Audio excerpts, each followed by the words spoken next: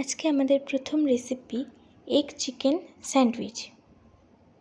প্রথমে আমাদের কিছুটা বোনলেস চিকেন নিয়ে নুন আর গোলমরিচ দিয়ে জলে সেদ্ধ করে নিতে হবে।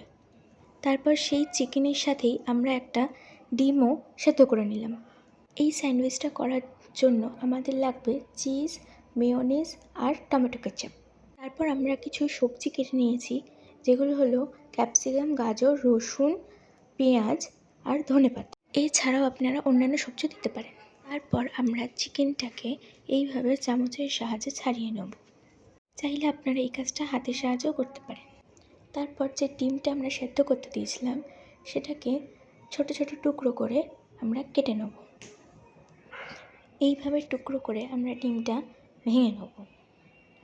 তারপর কড়াতে একটু সাদা তেল দিয়ে আমরা রসুনগুলো একটু লাল লাল করে ভেজে নেব।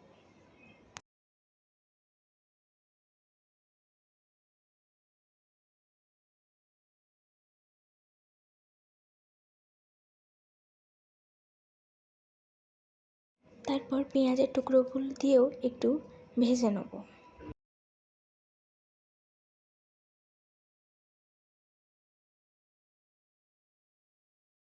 তারপর দেব গাজরের টুকরোগুলো।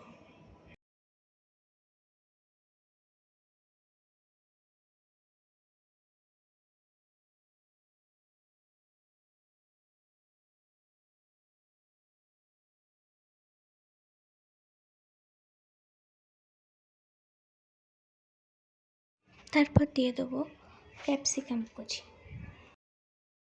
তারপর একটু নুন আর ধনেপাতা কুচি দিয়ে একটু ভালো করে নেড়ে নিতে হবে। সব সবজিগুলো একটু ভাজা হয়ে এলে চিকেন সেদ্ধ করাটা আমরা দিয়ে দেবো। তারপর একটু ফ্লেভারের জন্য গোলমরিচও অ্যাড করে দেবো।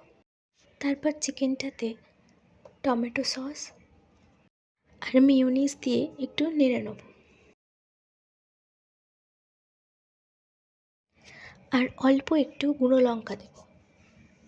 তারপর সব কিছু ভালো করে মিক্স করে একটু লাল লাল করে ভেজে নামিয়ে নেব।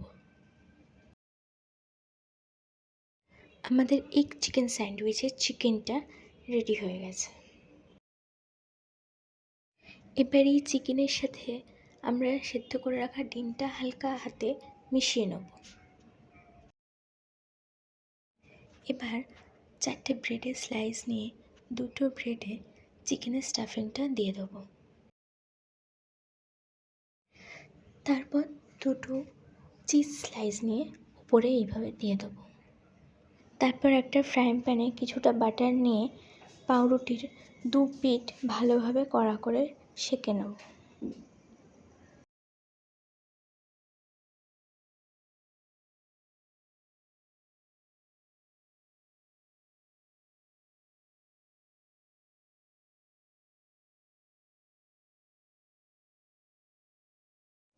এইভাবে লাল লাল করে কড়া করে সেঁকে নিতে হবে।